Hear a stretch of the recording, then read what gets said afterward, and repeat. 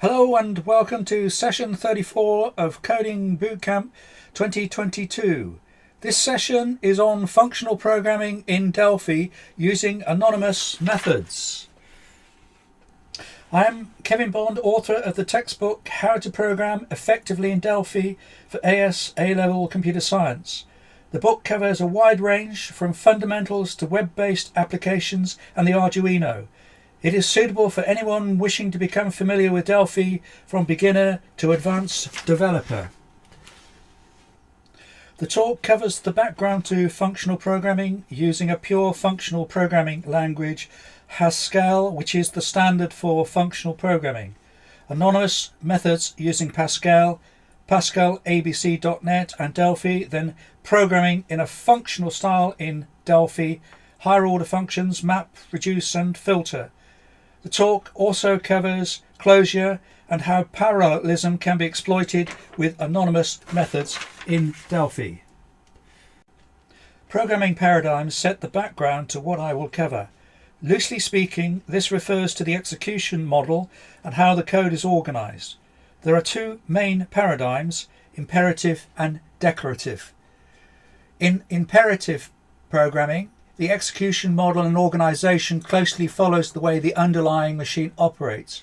That is, one statement at a time, statements executed in sequence, statements or operations change the state of variables or objects, execution has some effect on a memory store. In declarative programming, the programmer supplies the what, i.e. what information is required, and the how is left to the language to figure out. Execution and organization doesn't follow the way the underlying machine operates. This reduces the brain to code distance by supporting programming at a very high level. Imperative languages may be procedural, object-oriented, event-driven, and a combination of all three. A common feature of all three is that the state of a variable or object may change, i.e. it is mutable. This has implications for functions that return the value of a variable, as a different value may be returned at different times, even though the input supplied to the function is the same. This makes it more difficult to reason about the correctness of a program because its functions are impure.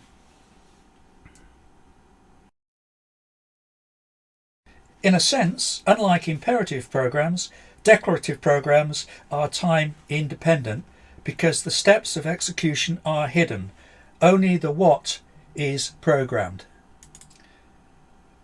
The declarative paradigm is divided into logic programming languages and functional programming languages. In logic programming languages, for example Prolog, programs consist of facts and rules. These languages use deductive reasoning to solve programming problems and rely heavily on pattern matching and recursive backtracking. In functional programming languages, programs are constructed by applying and composing functions. These languages emphasize the evaluation of expressions rather than execution of commands. There are no loops, instead the programs use recursion. Functional programming languages may be classified as pure or impure. In reality, even pure functional programming languages have to be a little bit impure in order to handle input-output. But this aspect of the program is isolated so as not to affect the pure aspects of the program. A pure functional programming language uses functions or expressions which have no side effects, i.e. they don't affect memory or they don't perform I/O, and they always return the same output given the same input. Whereas in the impure case, side effects are allowed, for example, input or output. The database manipulation and definition language SQL is a combination of logic and functional programming paradigms. Compare Pascal ABC.NET SQL and a Delphi code snippet using a functional programming style and anonymous functions and procedures. Anonymous functions and anonymous procedures are known as anonymous methods. Note the similarity between all three examples.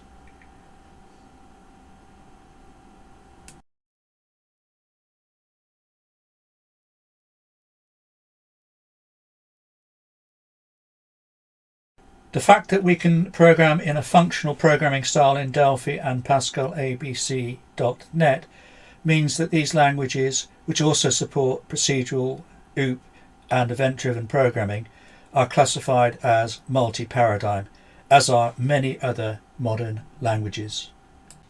What are anonymous functions, and where did anonymous functions originate?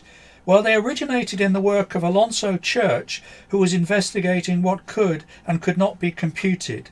For this task, he invented lambda calculus in 1936, in which all functions are anonymous, i.e., they have no name. The calculus is named lambda because the Greek letter lambda is used to denote a function. For example, lambda x means make a function with a single argument x which evaluates x times x. In other words, maps x to x times x. Lambda expressions are really just anonymous functions in a concise form. A lambda expression is a name, for example x, or a function, e.g. as follows, or a function application, which is a function applied to an actual argument, a function application as follows. And a lambda calculus is a system for manipulating lambda expressions. In Haskell, this lambda calculus expression, function, would be written as follows. The Greek letter lambda is replaced by the backslash, and this is function application applied to the actual argument 6. Let's have a look at Haskell in replit.com in the next slide. Having launched Replit in a browser, we type GHCI at the prompt in the right-hand window to put the environment into interactive mode, i.e. read, evaluate, print loop or repler mode. The module Prelude is loaded for this purpose. This Replit uses the Glasgow Haskell compiler. The first thing that I want to do is to demonstrate function application of an anonymous function as follows.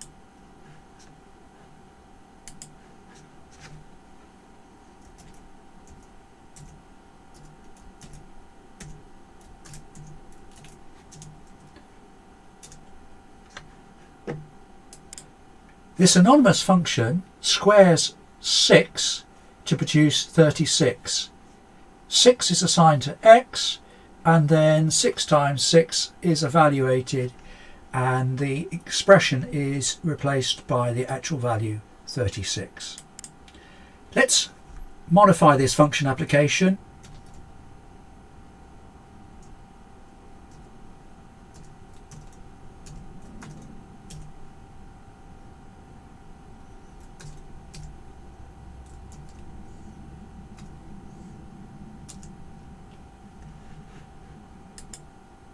Six cubed is indeed 216.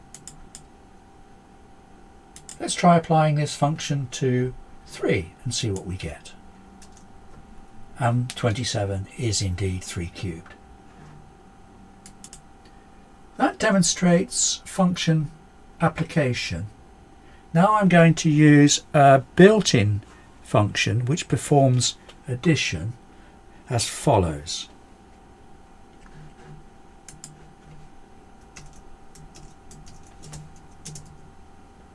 It's simply the plus sign, and indeed we get 5 as expected. Now I'm going to demonstrate function application of a partial function.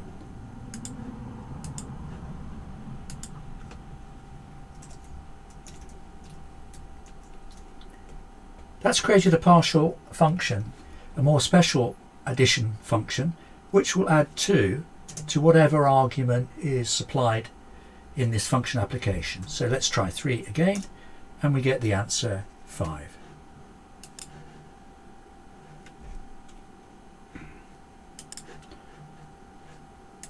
We can name any function as follows. Provide a name, provide the equal sign, and then the function application, and we'll supply a single argument. The plus or addition function requires 2 arguments, so we'll end up with a partial function named add2.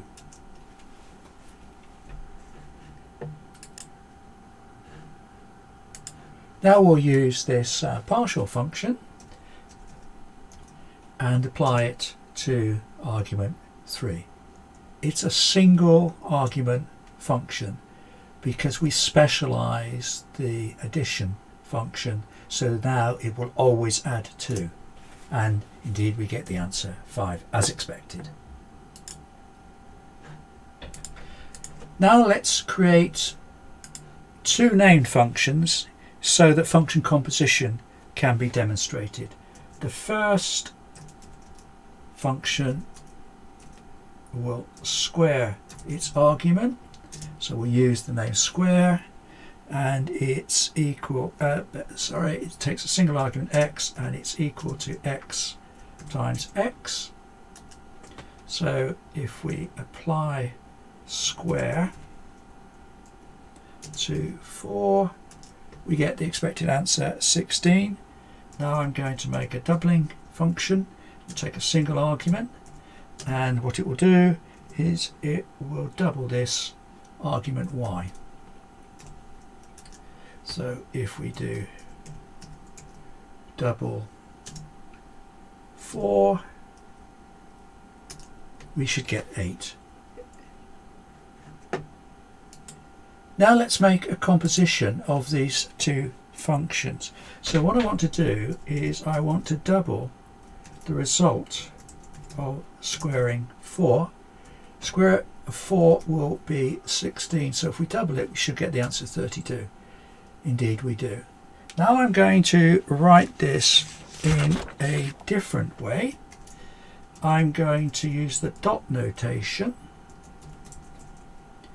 and I'm creating a function application here that will square first and then double the result, and I'm going to apply it to argument 4, and indeed we get 32 as expected. Now let's take a look at the higher order function map. A higher order function is a function that takes a function as an argument, or returns a function as a result, or does both.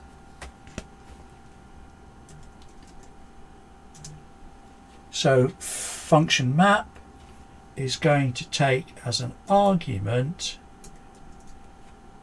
the partial function plus 1, and the second argument, which is a list,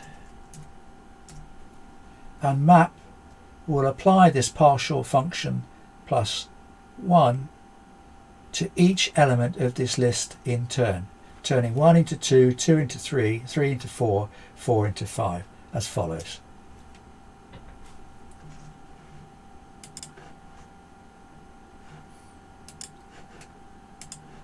We can repeat this with our named partial function add2 as follows.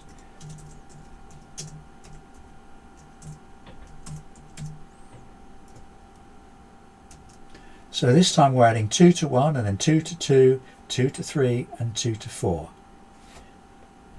And we can also supply map with an anonymous function which squares.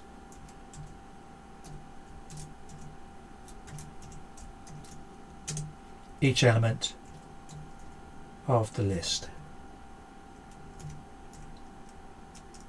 So we get 1, 4, 9 and 16.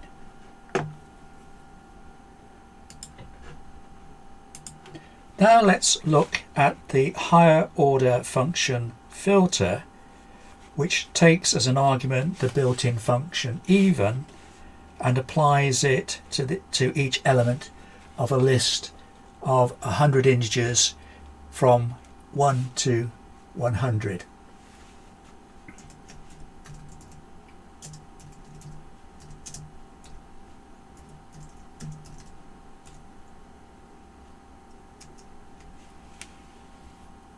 And the even function will test for evenness, and the filter will then return only the even integers in this list of integers from 1 to 100.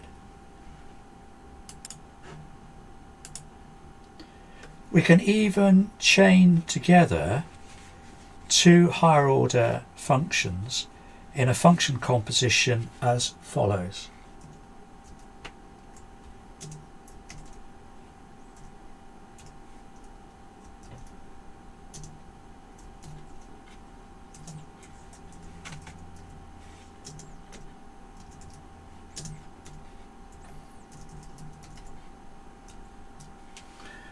So the filter operation will be performed first, and it will use the built-in function odd to select the odd numbers from the list 1 to 100, and then the result will be piped using the pipe symbol $ to the map function, which will apply, and I've made a mistake here, should be plus, will apply the partial function plus 2. So we'll end up at this juncture with a list of odd numbers, and then of course if we do this right, if we multiply by 2, we'll end up with a list of even numbers, which will start with the integer number 2, which indeed we do.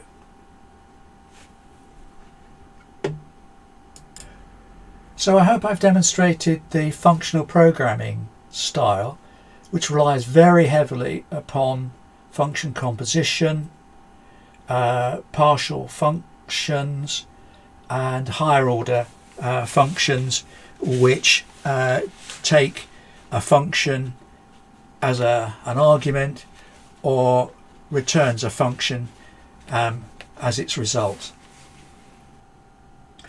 Let's now take our first real look at anonymous functions and programming in a functional style in Delphi. For this, we have an anonymous function that simply returns its argument as its result.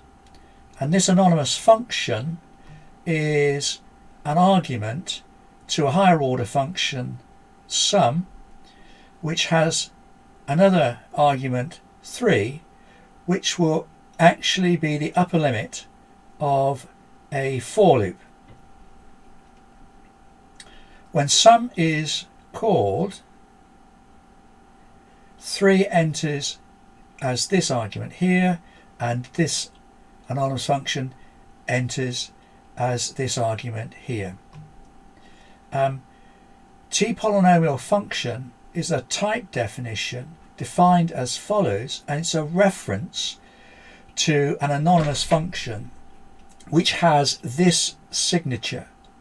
Now it's very, very important that the signature here of our actual anonymous function matches this signature here for this function to fit as this argument.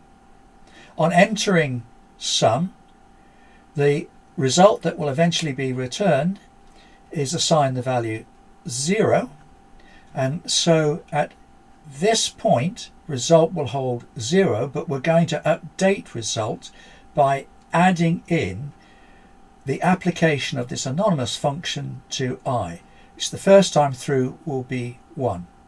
So this anonymous function argument x will initially have value 1, and so it will return value 1.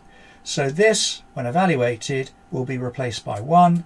This has been set to 0, so now 0 plus 1 is 1, and so the updated result becomes 1. And when I is 2, 2 will be added to result 1, and the sum 3 formed, and that will become the new value of result. And when I is 3, 3 will be added to 3, forming the sum 6, which will be assigned to result. And at this point the loop finishes, so this higher order function sum will return the value 6. So in effect, this call to sum will result in this following summation taking place: 1 plus 2 plus 3. So all we do is we then just write this out to the console screen, allocating 16 display positions, 12 of which will be allocated for the decimal places. Now, this is a reference to an anonymous function, so t polynomial function is not a function pointer, because a function pointer would be defined as follows: t function var, for example, equals function, etc., etc. Neither is it a function reference for a function contained in an object, an instance of a class, which would be defined or could be defined with the type definition as follows. So t polynomial function is actually an interface type definition, and the compiler will take this interface definition, and at some point it will create a class that implements this interface, because interfaces do not implement any of its functions or procedures. And then at some point this class will be used to create an instance, i.e. an object, which will contain the function f. So at this point, when this function sum starts executing, an object will exist that will contain a pointer to the function f, and the actual f is this anonymous function here, so that this function can be called at this point within the function sum. Here I've loaded the example program shown in the previous slide into Delphi 10.4.2. We've got a little bit more than the right line sum 3 anonymous function. I've added another anonymous function which calculates cos x, so the iteration is 1 to 100, so it will sum cos 1 plus cos 2 plus cos 3. And then I've got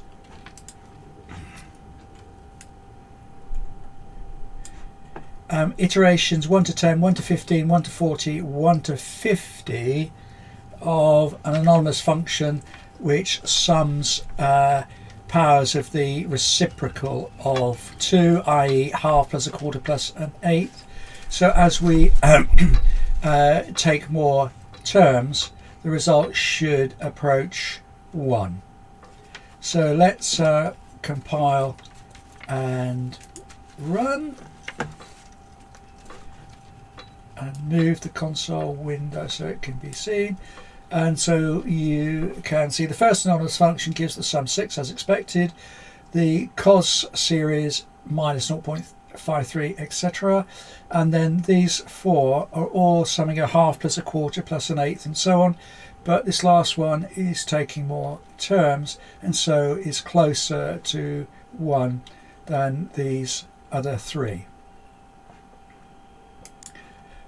So I hope that you can see that using an anonymous function passed to a higher order function, we can quickly execute sum on different anonymous functions performing different summations, and that is all done in each case in just one place. There is no need to pre-declare the function up here and then refer to it here, and similarly for the cos, etc. In the functional programming world, functions tend to be defined where they are used, and so there's a tendency not to use meaningful identifier names. The reason why we use meaningful identifier names in imperative programming is because we often pre-declare a function well away from where we actually use it, and we tend to use it multiple times. But the chaining facility, the composition of a series of functions that's possible using the programming functional style enables everything to take place in one place. But I wouldn't recommend abandoning the idea of using meaningful names, because it would just make your program more reasonable, and each function name will describe the purpose for which it exists. Before demonstrating partial functions in Delphi, I want to explore partial functions by analogy and in PascalABC.net. A radio is a good analogy because when we select a particular station, for example the station on 101 megahertz, we turn the radio into a specialized function that converts electromagnetic waves into sound waves. Without selection, the radio would not be very useful. A partially applicable function is a function that, given its first argument, returns a new, more specialized function. If you supply this new function with an argument, you get the final result. This is what is meant by partial function application. You don't have to pass all the arguments to a function at once. The concept of a function type is useful here. When we specialize the add function by supplying a value for x, we get a function returned which has a function type integer to integer. So if we supply a value for x, what is returned is a function with function type integer to integer. That means that this partial function which we've now created will map an integer at its input, which will be y, into an integer at its output. Let's now take a look at partial function application in PascalABC.net. Variable f is assigned a first class anonymous function which has two inputs, x and y, and it returns the sum of those two. First class functions can appear in expressions, be assigned to a variable, as is the case here, be passed as an argument to another function, be returned as a result of a function call. Now, partial function f2 is a specialized function which takes a single argument and returns a new function. So by supplying 2 for x, what is returned is a new function that maps an integer to an integer. So it maps y to x plus y. So this partial function f2 takes a single argument and returns a new function which adds 2 to y, i.e. it returns 2 plus y. For example, we can apply the partial function f of 2 to the argument, the single argument that is required, with value 6. So i.e. we're calling f of 2 on 6, and what we get back is 8, as shown here.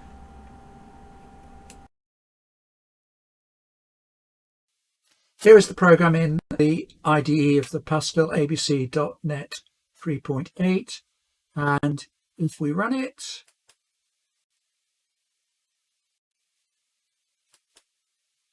we do indeed get 8. Let's now take a look at partial function application in Delphi with program Delphi add to project. So here we've got a type definition for an anonymous function with a single parameter as input and a result type which is integer. Now let's examine this function here, which actually returns an anonymous function.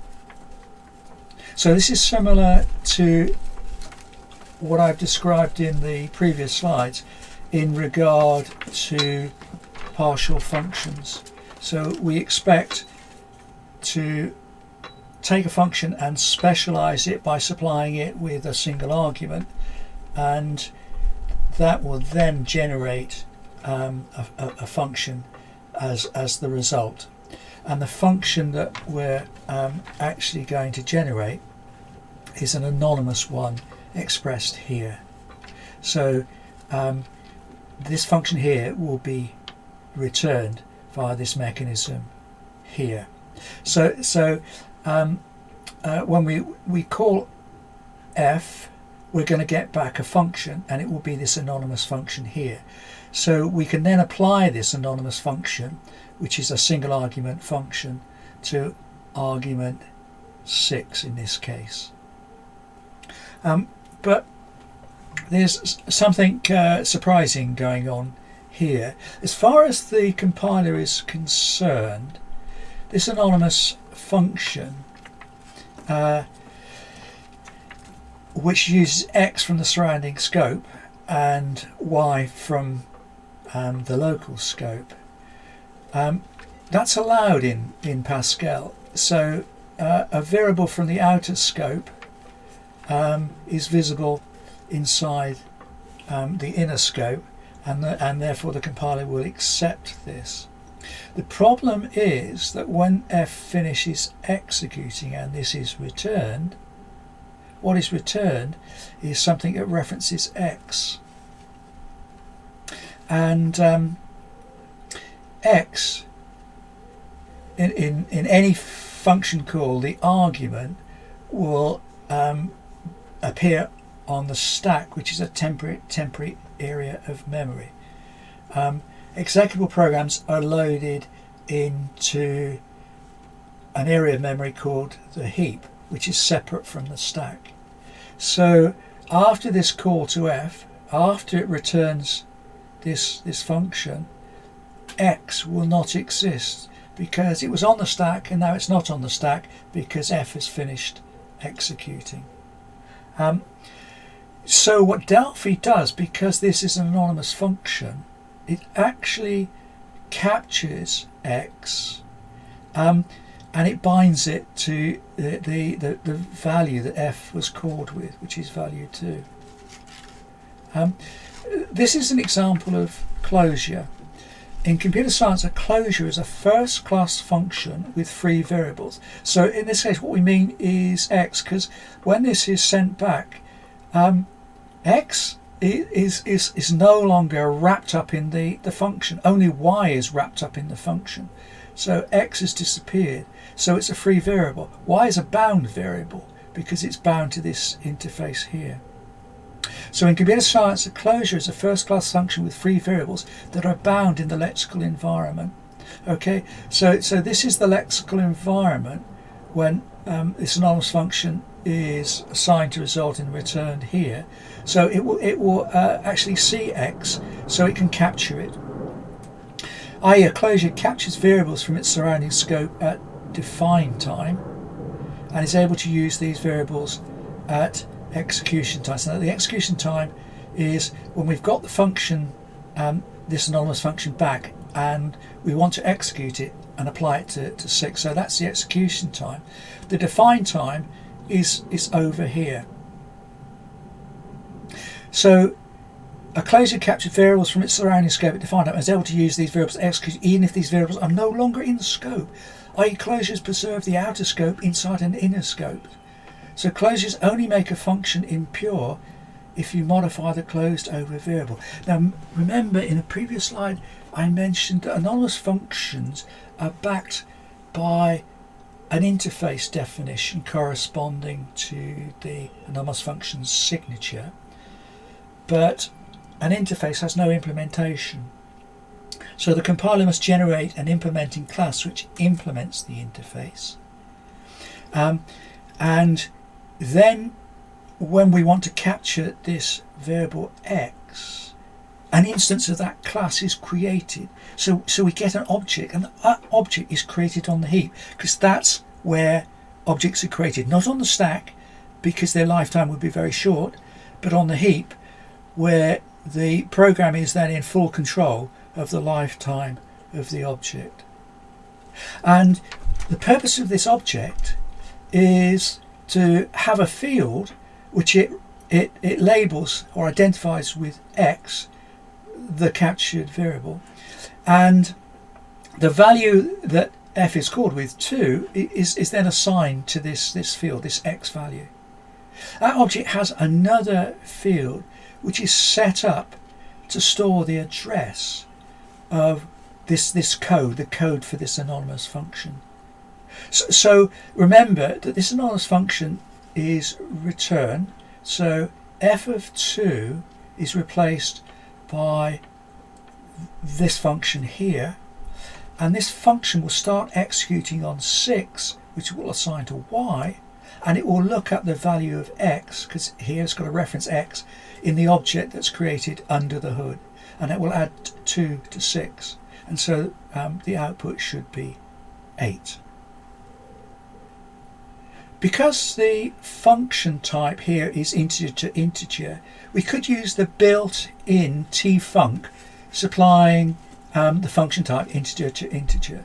So tfunc is a reference to a generic function. So if we wanted to work with reals, it would be real. If we want to work with strings, it would be string.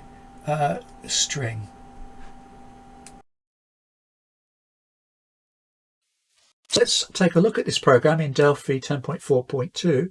Program is called Delphi Add 2 project, and it's as described in the slide. So in this particular case, we've actually changed this to 60 to make it a little bit more interesting. So if we now run this, we get the expected answer 62. I just want to point out at this stage, by using a functional programming style in object-oriented programming, the benefits of functional programming can be gained. These are testability, because the result returned by a pure function depends only upon the arguments passed into it, and because the function generates no side effects, automated tests are easier to write and more effective. Provability, if functions a and b are pure side effect free functions and both a and b are correct, then any combination of a and b is also correct. This is not true when combining functions and methods that do not adopt this pure approach. Mathematical induction in fact can be used with pure functions to prove their correctness. Parallelism, functionality written using the pure FP approach, is much easier to parallelize for performance and scalability, and I will demonstrate this in a Delphi program later in this talk. If the function is only used once or a limited number of times, an anonymous function may be syntactically lighter than using a named function. Now, Delphi's anonymous functions aren't as concise as other languages, but it is hoped that in a future roadmap Delphi will address this issue and hopefully use the Haskell syntax of backslash and forward arrow, which could easily be done by adding an at type functional or lambda, and then pre-processing the program to pick up where backslash forward arrow is used in a lambda expression, and then replace it by what the current syntax supports. Anonymous functions are ubiquitous in functional programming languages and other languages with first-class functions. So we have support in Delphi for anonymous functions, so we can to some extent program in a functional style. And using pure functions does simplify parallel computing, as mentioned earlier, since two purely functional parts of the evaluation never interact and the function always returns the same output given the same input. The next Delphi example explores anonymous functions and procedures in the context of higher order functions. A function that takes a function as an argument or returns a function as a result, or does both, is a higher order function. Higher order functions make it possible to define very general functions that are useful in a variety of applications. Our first example of a higher order function is the map function. This function applies a given function to each element of a list, returning a list of results. For example, to apply the action of squaring to every element of an array of integer consisting of the range 1 to 10, we do the following.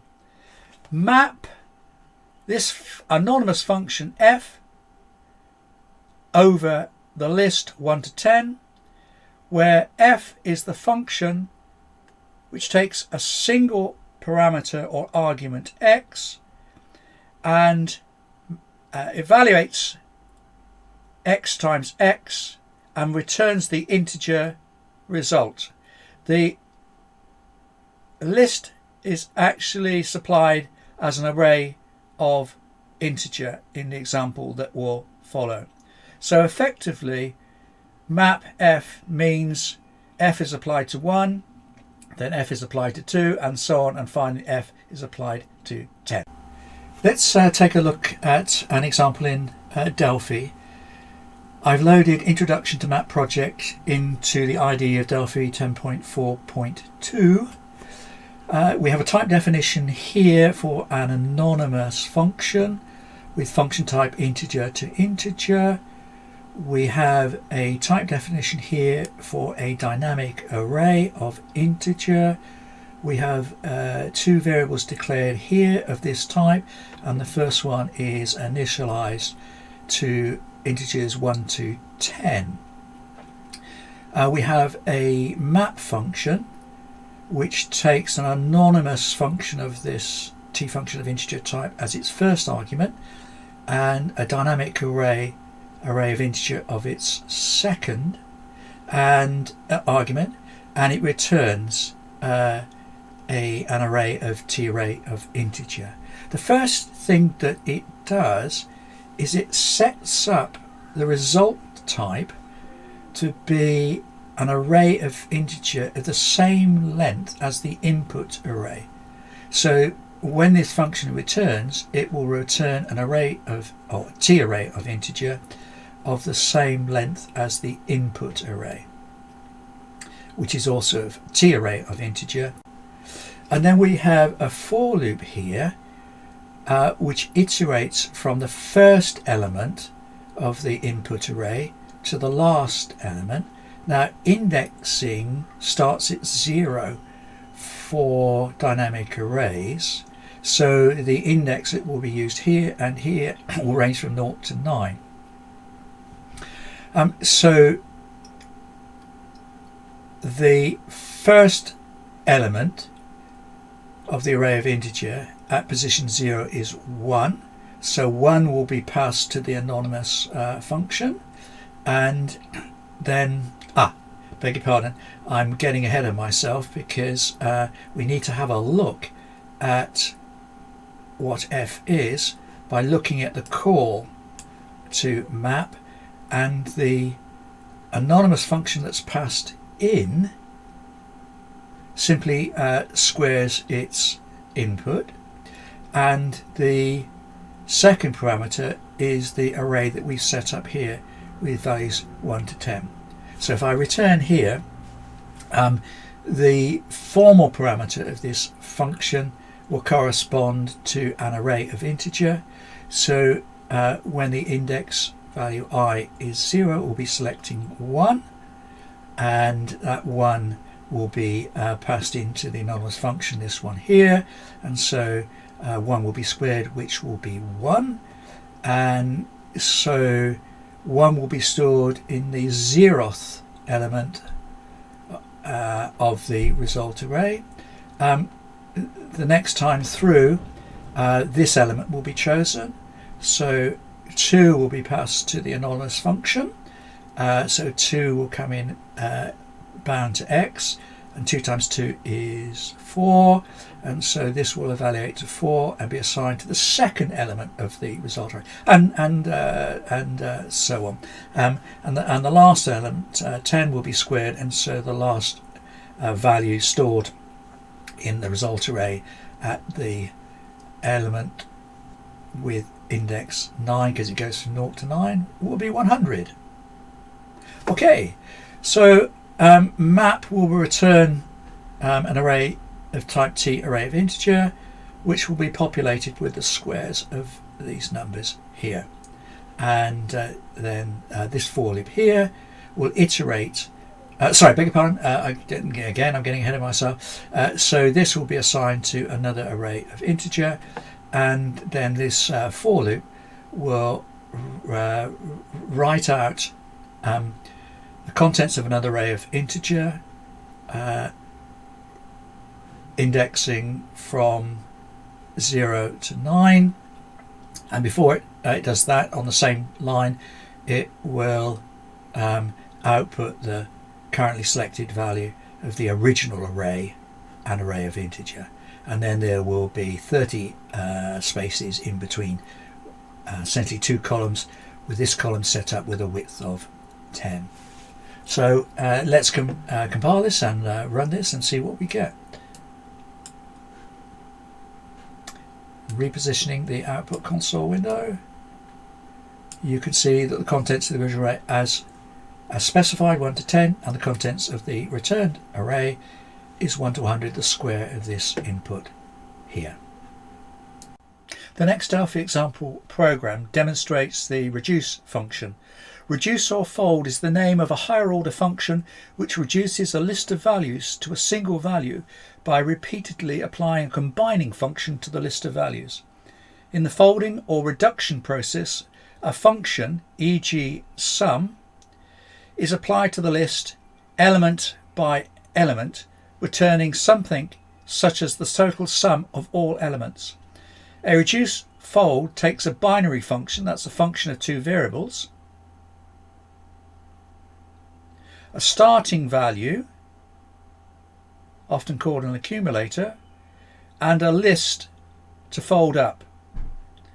The fold reduces the entire list down to a single accumulator value. Let's now take a look at an example in Delphi of the reduce operation.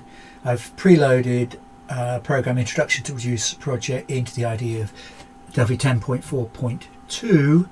The function reduce here takes 3 arguments: an anonymous function, an initial value, an array of integer, and it returns an integer.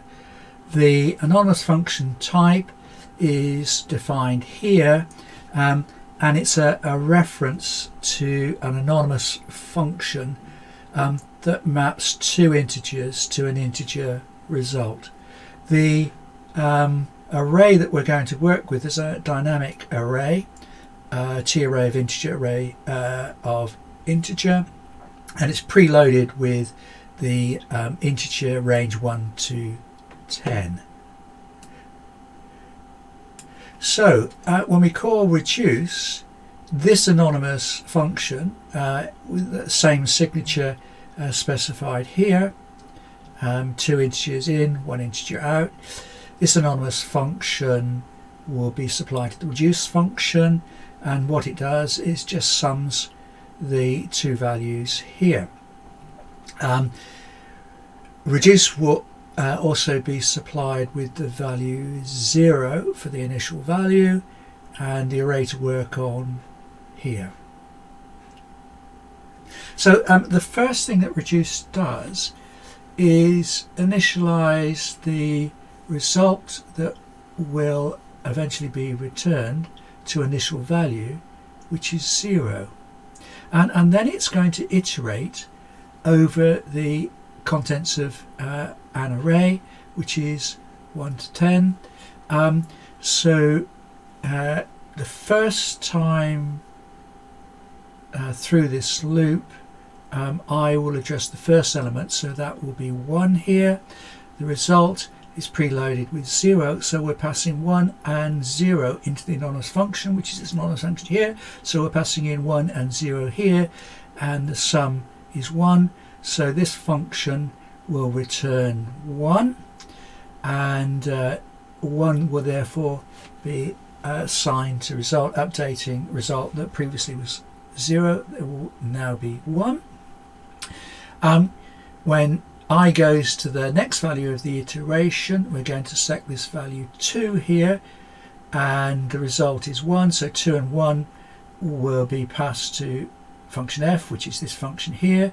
So 2 and 1 will be passed here, and so 2 plus 1 is 3. So the result return, integer result, will be 3, and we'll update result to be 3.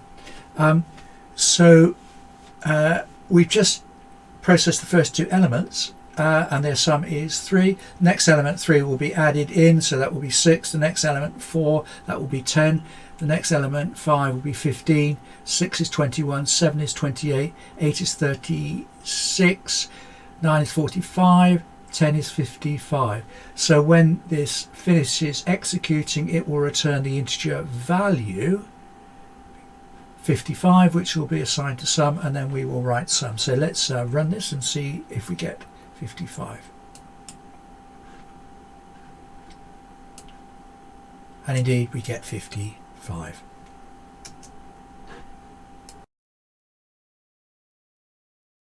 The next Delphi example program demonstrates the filter function.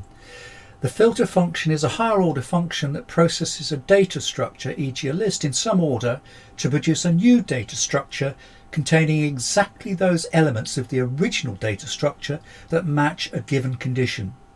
For example, filter can apply the even function to every element of the integer list 1 to 10 and return a list containing integers that possess the property of evenness.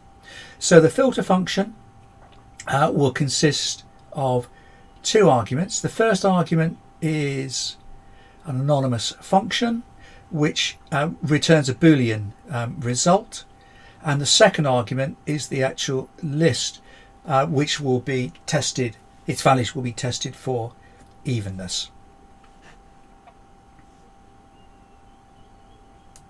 Let's now take a look at the filter program in the IDE of Delphi 10.4.2.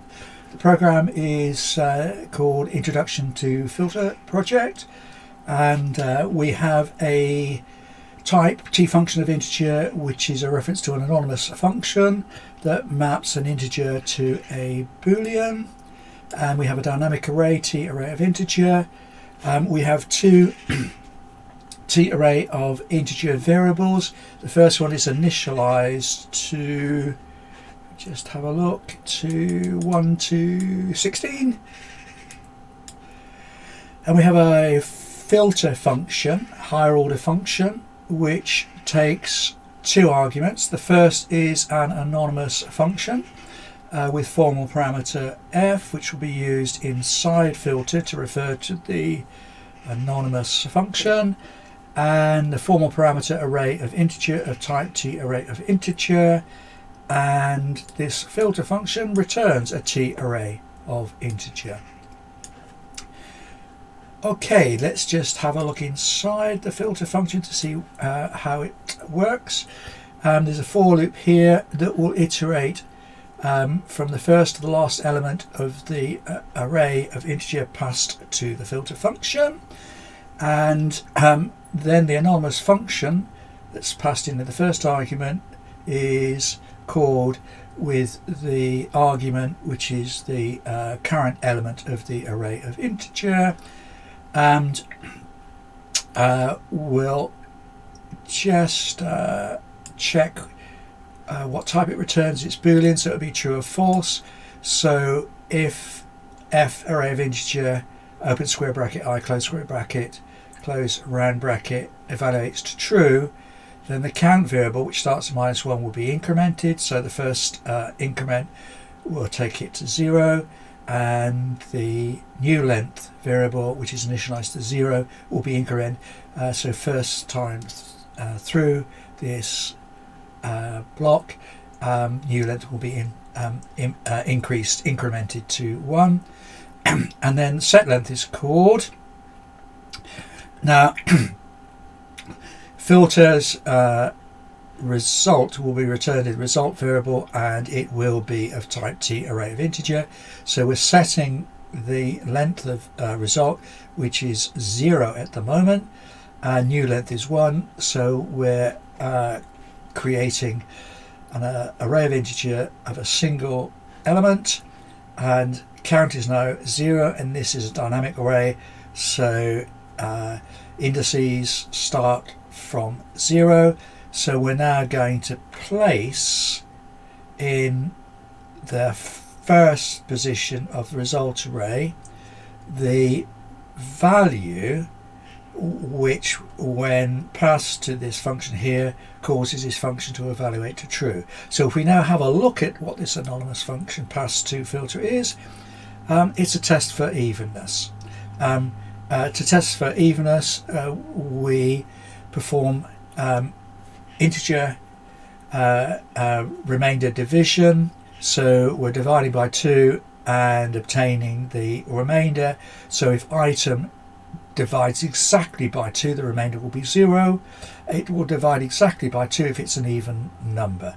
So we're now testing against 0. So the result will be true if it's an even number. It will be false if it's an odd number, whose remainder will be 1. Okay, so what we're basically doing is iterating through, and if the anonymous function returns true, we're incrementing the count and the new length and setting the new length. So we're extending the result array by one element at a time, and then we're storing the element that is an even number at the new position because count is being incremented. So when filter has finished its iteration through the contents of the array that's passed to it, it will return an array of integers containing even numbers, and this will be assigned to another array of integer. So we start off with an array of integer of numbers 1 to 16, and we end up with all the even numbers that belong to that set from 1 to 16. So it'll be 2, 4, 6, 8, etc. So we'll use another for loop to iterate through this array that's been initialized with even numbers, and we'll write out the even numbers. So let's compile and run this program and see if we do indeed get even numbers. And if I move the console window to where we can see it, 2, 4, 6, 8, 10, 12, 14, 16, we do indeed. Let's take a quick look at a Scrabble example of the use of the filter higher order function. And this program, Words Project, is going to rely on a text file, sopods.txt, which is used in the game of Scrabble in Europe. It's a dictionary of a large number of words that can be used to check a spelling in the game of Scrabble. So essentially we're going to use an anonymous function that maps a string to Boolean, and the filter function is going to take a given word list, which will be the word list created from this sopods.txt file, and it's going to use an anonymous function to construct a word list containing words of a specified length. So the idea is that the user of this program will request words of a specific word length, and a new word list will be created containing words of that specific length. So what we're going to use is the filter higher order function, and we're going to filter the word list with this anonymous function that is going to check the supplied word length against the word that is passed to this anonymous function. So the length of the word passed to this anonymous function, and the result will be either there's a match or there isn't a match. So since this anonymous function returns Boolean, it will return true or false. So just looking at the mechanics of this, we've got an inline variable word list, and we create a t-string list.create to hold the word list. We load the word list from this file sopods.txt, .txt, we get the word length to search on, and then we construct this new word list. So when filter returns, we can then check to see if the new word list count is greater than 0. If it is, we can iterate through every word in this new word list and write it out to the console window, as well as counting the number of words and displaying the new word list dot count. So that's the program. So we'll have a quick look at sopods.txt. So this is sopods.txt, and if I go through it, you'll see how many words are contained. You'll have to go through a lot more quickly. So there's a huge number of words. I think some of these words are abbreviations actually, but I don't play Scrabble, so I'm not sure whether abbreviations are allowed or not. When I did play Scrabble, they weren't allowed. So coming up to the end, and you can see that there are 2, 6, 7, 5, 4, 4 words.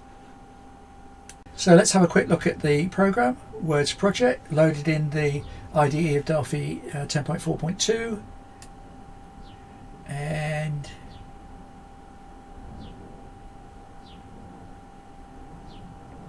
if we look to the end, it's exactly as described. So if we run this, and let's just check for input words which are, let's say, 10 letters long,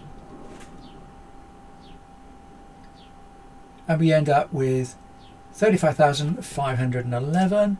If we run it again and try 15,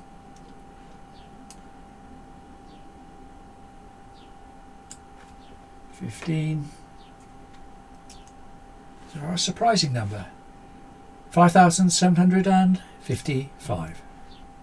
All the Delphi programs demonstrated in this talk and more are available by emailing drbond@educational-computing.co.uk, or by visiting the Embarcadero learndelphi.org site, where they may be downloaded. Thank you very much for listening.